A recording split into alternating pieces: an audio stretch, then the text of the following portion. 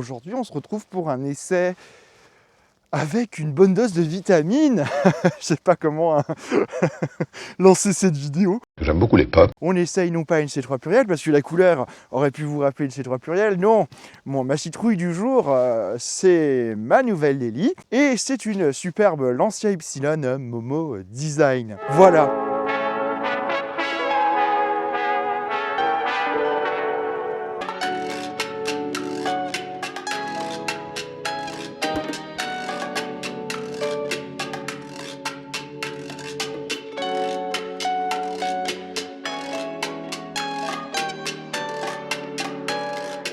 Alors il y a quelques semaines, j'ai fait l'essai de la nouvelle Lancia Ypsilon 2024 sous l'ère Stellantis, mais moi j'aime bien Lancia, c'est vraiment ma marque de cœur et peut-être pour ça que je l'ai acheté, parce que c'est une marque que j'aime énormément, Lancia, par son riche passé, par ses exploits sportifs, par son innovation, son raffinement, et je trouve que cette petite Ypsilon, c'est la quintessence un peu de tout ce que savait faire Lancia dans les années 2000. Quand je parle de la quintessence, c'est aussi de faire de la merde. On est quand même sur une petite citadine qui se voulait premium, hein. On était sur les prémices du retour des citadines de luxe, qui a été initié avec le New Beetle et surtout la Mini sous la période BMW. Pourtant, Lancia a toujours proposé une petite citadine luxueuse. J'ai quand même envie un peu de vous donner du contexte autour de la Lancia Ypsilon, parce que c'est une voiture, pour moi, qui est un peu une fausse Lancia, dans le sens où, non, c'est pas parce qu'elle est sur une base de Panda, c'est parce que dans les années 80, rappelez-vous un peu dans votre mémoire, qu'est-ce qu'il y avait comme petite citadine de luxe? Alors, il y avait la De Tomaso, mais surtout, il y avait l'Auto Bianchi A112. Alors, elle a disparu au début des années 80 pour l'Auto Bianchi Y10, que nous on a connu dès 93-92 même, sur le nom de Lancia Y10. 96, on a eu la première Ypsilon qui a abandonné les chiffres pour des lettres. Alors, vous allez peut-être me tomber dessus en me disant non, ça se dit Y ou Epsilon. Non, c'est Ypsilon. En fait, comme les Italiens se sont très vite rendus compte que personne ne comprenait qu'est-ce que ça voulait dire la lettre Y, c'est Ypsilon en italien, c'est elle qui va la poser en toutes lettres.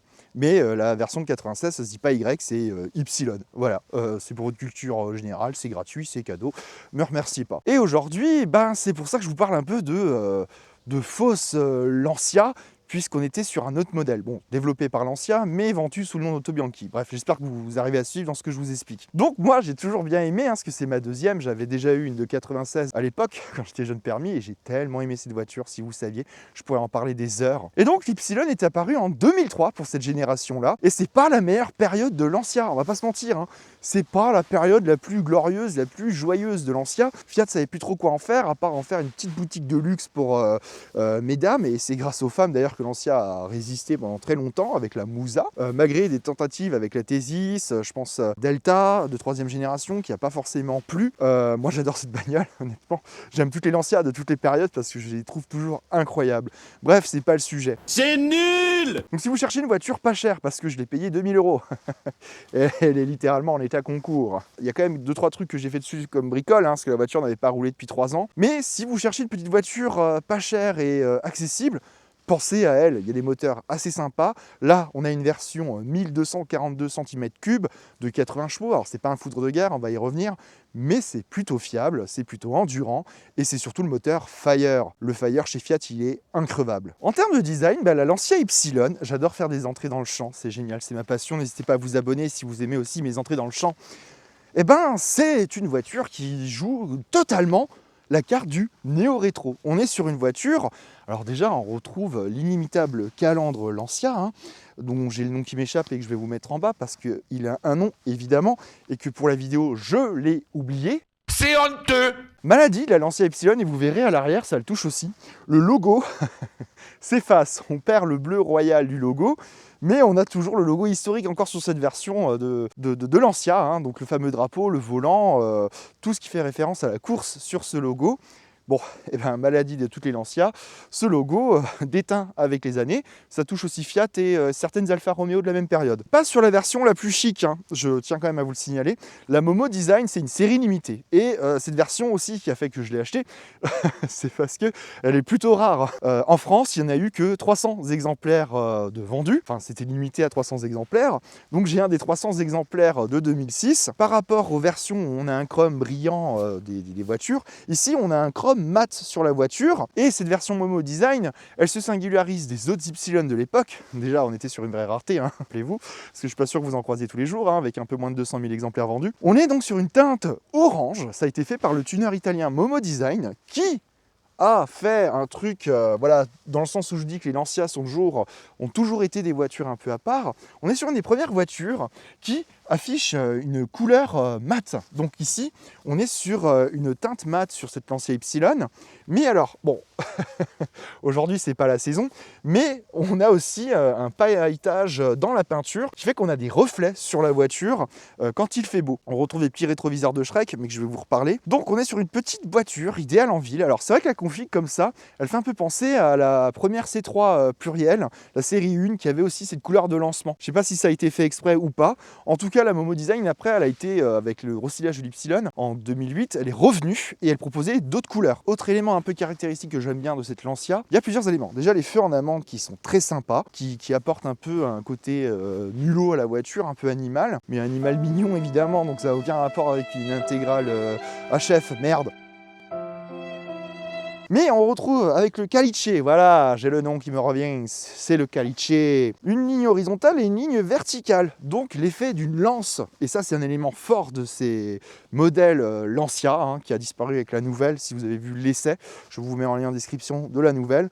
Donc on a une ligne ici qui part du caliche, qui descend ici pour faire une pointe qu'on retrouve également ici. Donc on a cette ligne directrice ici. Mais surtout, la voiture est pensée pour la ville au début des années 2000. Donc on retrouve quand même ce petit boudin noir, là, ce petit pare-choc pour la protéger des rayures. Et vous voyez, il est un peu vécu, je ne sais pas si on le verra bien à la caméra. Petit anti-brouillard. Alors aussi, l'un des points forts de cette Lancia, c'est son équipement. On est sur une version qui est quand même plutôt bien équipée. Quand même un équipement moderne pour les années 2000. Une petite voiture toute mignonne, qui a finalement plutôt bien vieilli et qui possède quand même un certain charme, qui propose quand même de rouler un peu différent. Au niveau du profil, on est sur une voiture plutôt compacte, parce que ses dimensions en font une voiture idéale pour la ville, pour les citadins. 3,77 m de long, 1,70 m de large et seulement 1,53 m de haut. Permet quand même un bel espace intérieur au niveau de la tête, un peu moins pour les passagers arrière, vous m'avez compris, mais une voiture idéale pour la ville. Pas de protection latérale sur la voiture, hein, donc on prendra quelques rayures.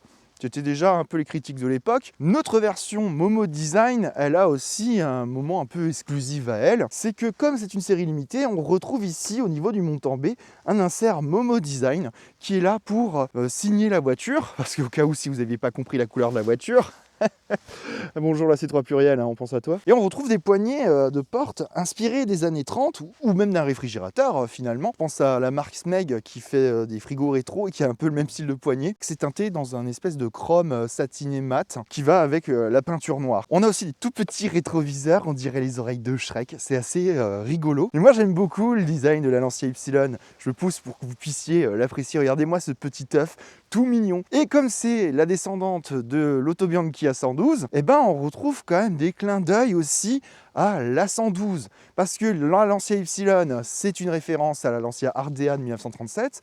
Mais au niveau du profil, on reconnaît bien la petite Auto Bianchi.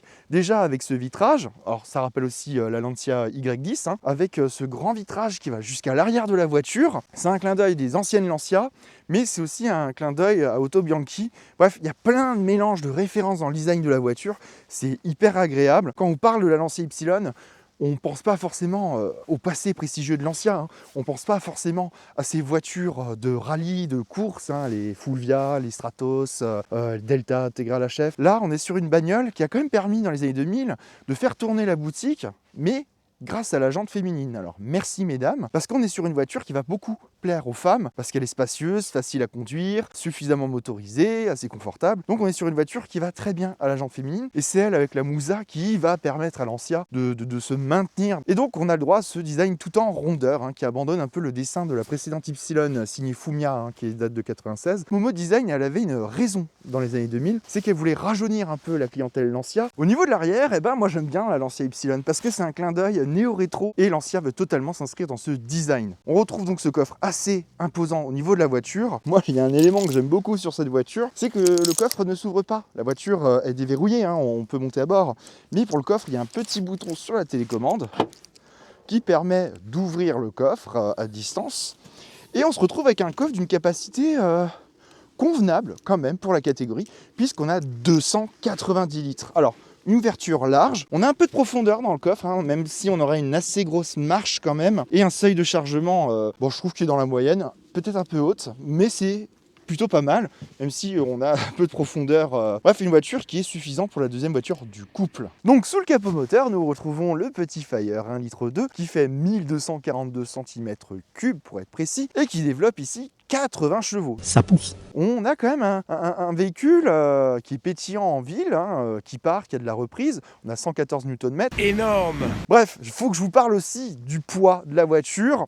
On est sur une voiture qui est extrêmement légère puisqu'elle ne pèse que 975 kg pour ma version. Des jantes en 15 pouces. Voilà le mobilier de la voiture. On est totalement dans la période 2000 de Lancia. Déjà, on a cet énorme volant. Mais j'aime bien ce détail là qui rappelle un peu la calandre à l'avant de la marque du Kia Vasso, le petit logo historique Lancia qui est toujours à bord de la voiture. On a une espèce de surpiqûre ici qui est très sympa, avec un effet un peu sport au niveau du volant, vous voyez, un peu se toucher quand on tombe sur les voitures de sport. C'est cela, oui.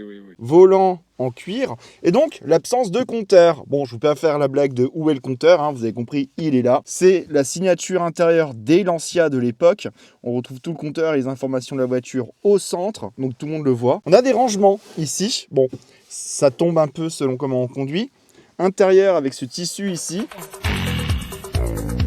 Et le levier qui est assez haut, et donc ça c'est partagé finalement avec la Fiat Panda. Alors bon, c'est un peu vieilli, hein, mais c'est une pièce qui vient de chez Fiat. Un peu la console centrale, hein, donc on a un poste encore d'origine sur la voiture. Puis vous voyez ici, c'est argenté, enfin tout est fait pour être dans le charme à l'italienne. Bon, ça se voit que ça a vieilli parce qu'il y a quelques petits défauts quand même de finition avec les années, hein. Ça reste une voiture italienne qui est un peu mal vieillie.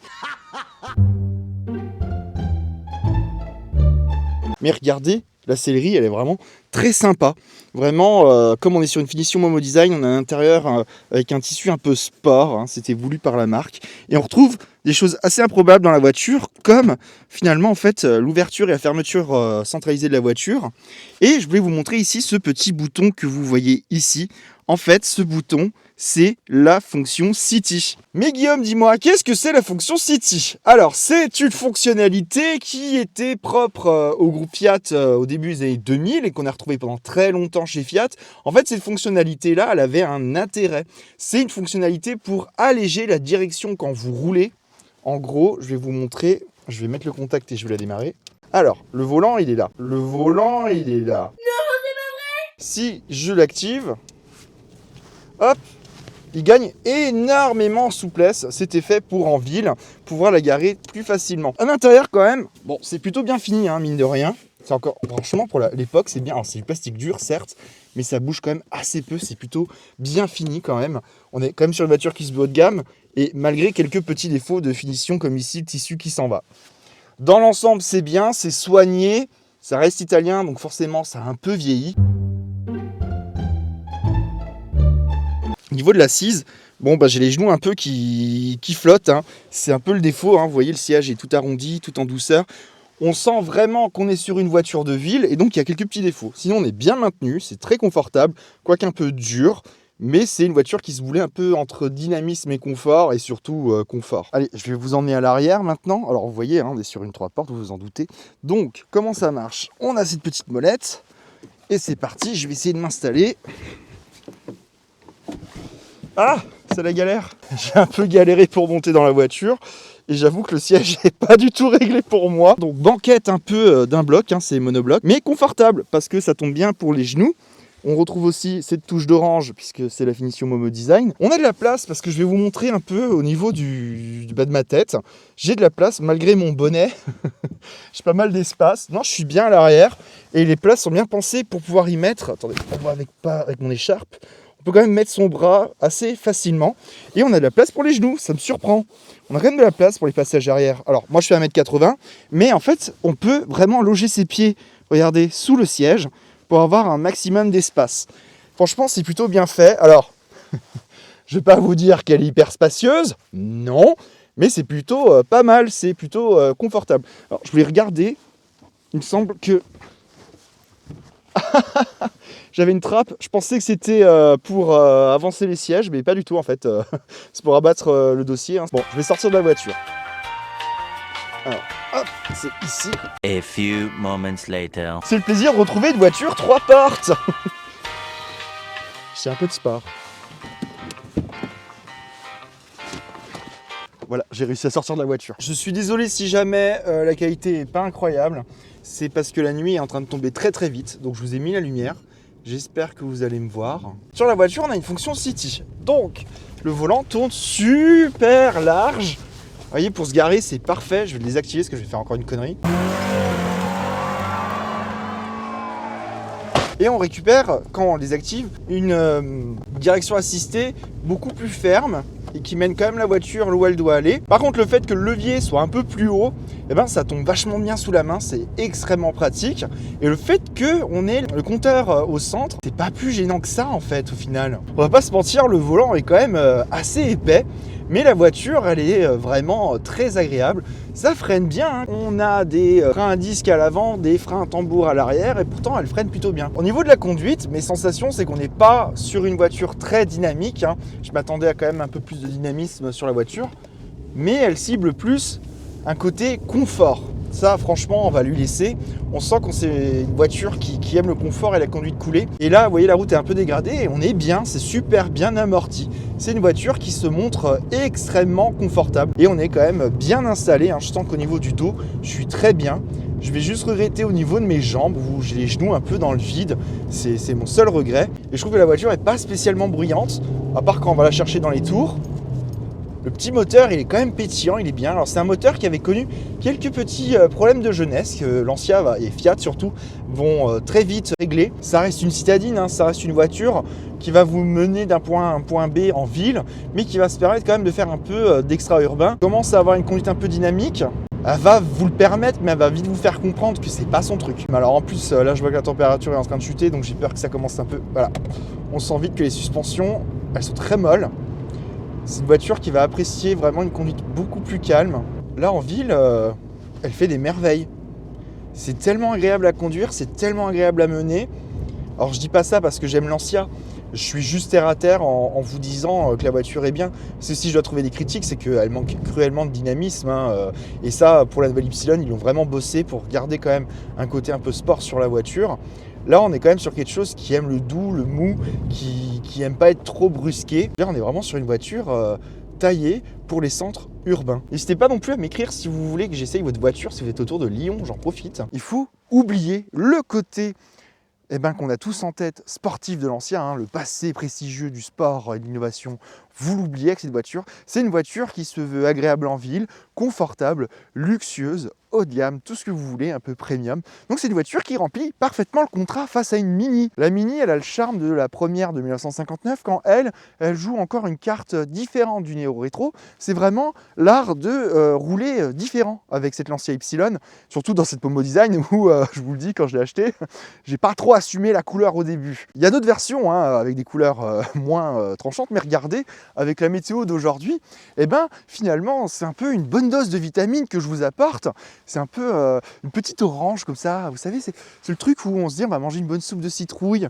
Hein, voilà, moi, dans ma famille, on l'appelle Momoche, parce que Momo Design, vous avez capté. Voilà, une voiture économique, confortable, agréable. Je pense que je vous ai tout dit, n'hésitez pas à redécouvrir ce petit bijou d'automobile italienne. Je vous invite quand même à regarder parce qu'elle est critère 2, donc pour de la ville et avec un budget serré, on peut rouler différent avec une voiture pétillante, sympa. N'hésitez pas à vous abonner si ce n'est pas encore fait. Merci à ceux qui sont abonnés. Vraiment, ça soutient énormément la chaîne. N'hésitez pas à liker cette vidéo. Ça aide aussi à faire comprendre à l'algorithme YouTube que vous avez apprécié la vidéo, à la commenter. Bref, c'est le discours habituel de tous les youtubeurs, je sais. Je ne suis pas original pour le coup. J'espère que la vidéo vous a plu. Je vous dis à très bientôt parce que je suis super froid. Il fait -4. Prenez soin de vous, c'était Guillaume et c'est ciao.